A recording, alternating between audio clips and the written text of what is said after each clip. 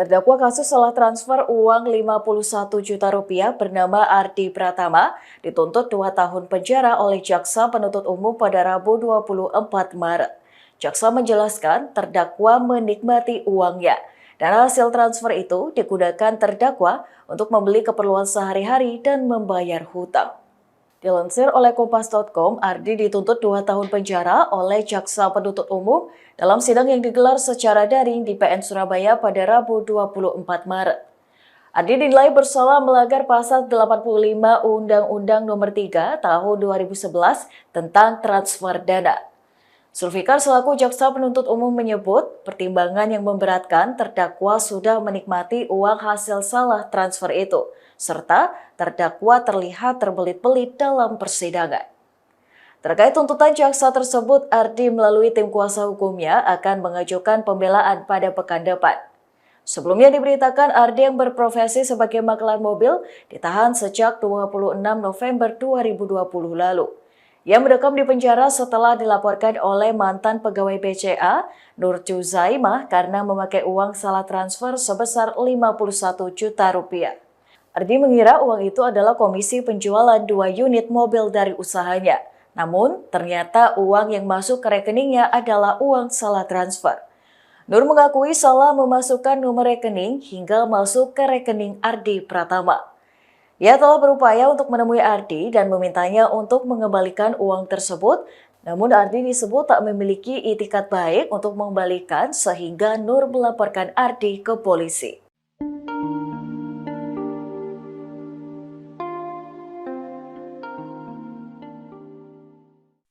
Bismillahirrahmanirrahim. Waalaikumsalam warahmatullahi wabarakatuh.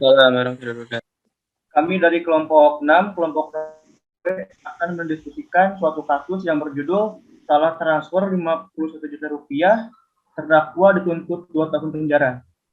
Anggota kelompok 6 terdiri dari Muhammad Ali Marwan, terus yang kedua Dimas Ardo Persetio, yang ketiga Yanis Dita Pratiwi, yang keempat Hidayati Naila Karomah, yang kelima Sehan Sabrian Sihab, dan yang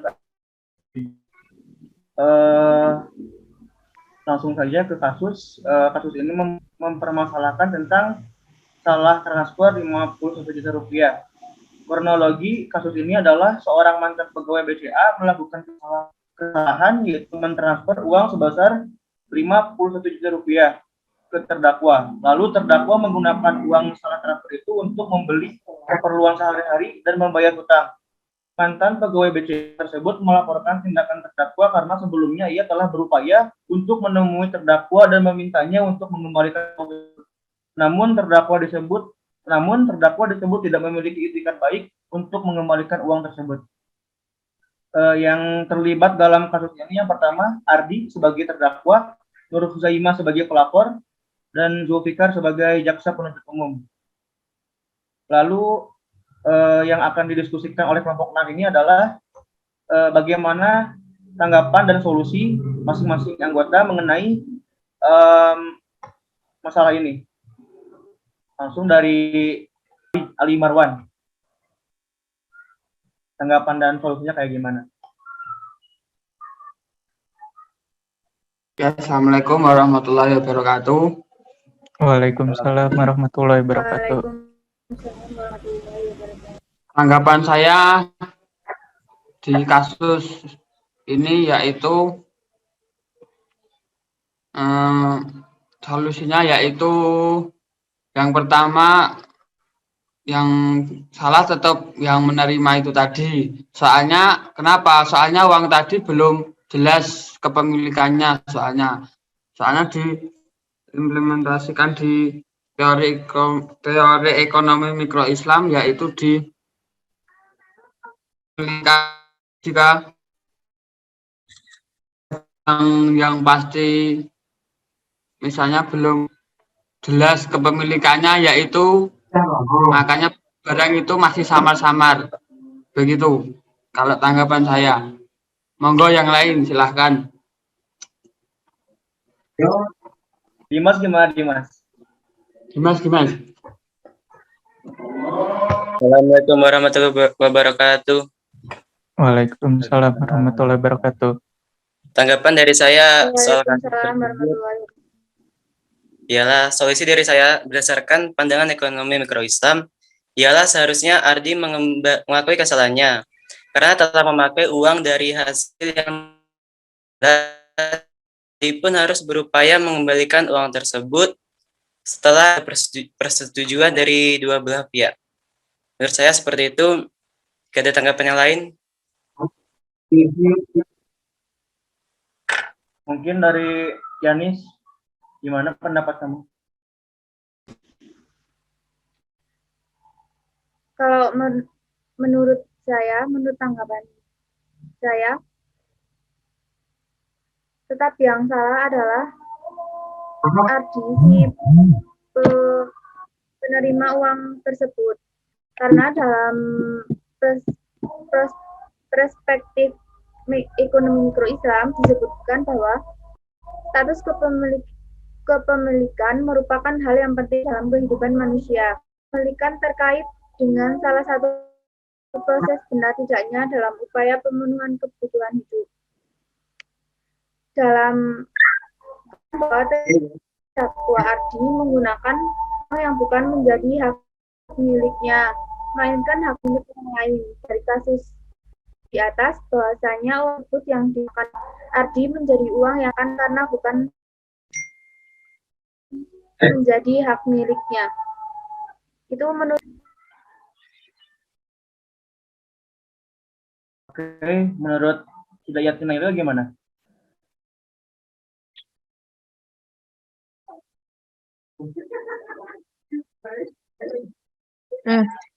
Jadi menurut saya yang salah tetap Ardi Pratama karena di Islam itu telah mengatur syarat-syarat kepemilikan barang. Salah satunya yaitu barangnya halal, yaitu halal zatnya dan halal cara perolehannya.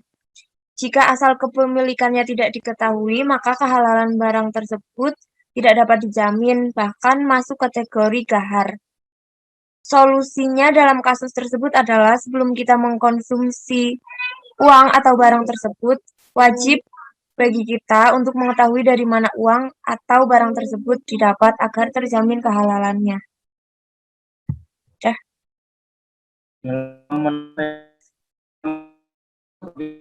Mas, jadi yang salah memang Ardi, karena memang Ardi itu kurang teliti terhadap dari mana asal berasal. Dan itu adalah termasuk tindakan goror seperti yang Hidayati paparkan tadi. Dan memang goror itu kan artinya ketidakjelasan dan jadi intinya sebelum kita mengkonsumsi suatu barang atau suatu uang, kalau misalkan di kasus ini, alangkah lebih baiknya kalau misalkan kita melihat atau mengetahui dari mana uang itu berasal. Jadi biar terjamin kehalalannya. Seperti itu. Kalau misalkan dari Alifudin gimana? Oke, kalau menurut pendapat saya mungkin di sini ada dua perbedaan pendapat ya kalau menurut saya. Soalnya kalau dari sini kan pihak bank yang salah transfer itu juga melakukan kesalahan. Nah, si penerimanya ini kan sebelumnya juga dia berargumen bahwa dia itu menganggapnya mungkin hasil komisi dari jual beli mobil yang dia dapatkan. Nah, dari situ sama dia dipakai untuk keperluan. Nah, pada saat sudah habis mungkin dianya nggak tahu bahwa itu adalah hasil dari salah transfer sehingga menimbulkan masalah yang seperti sekarang ini. Nah, solusinya jadi hampir sama kayak yang sebelumnya. Jadi kita itu harus mengecek segala yang kita terima, ngecek kembali kehalalannya apakah ini benar-benar harta milik kita atau bukan, seperti itu. Kalau misalkan disimpulkan dari opini pribadi tentang diskusi ini ya intinya kesimpulan ini sebelum kita mengkonsumsi uang atau barang yang kita dapat, alangkah lebih baiknya memang jika kita itu mengetahui dari mana barang itu didapat agar dijamin kehalalannya dan tidak menimbulkan masalah seperti sebelum-sebelumnya. Oke, mungkin cukup sekian diskusi dari kelompok 6, kelompok Ronggolawe. Mohon maaf bila ada kesalahan. Assalamualaikum warahmatullahi wabarakatuh. Waalaikumsalam warahmatullahi wabarakatuh.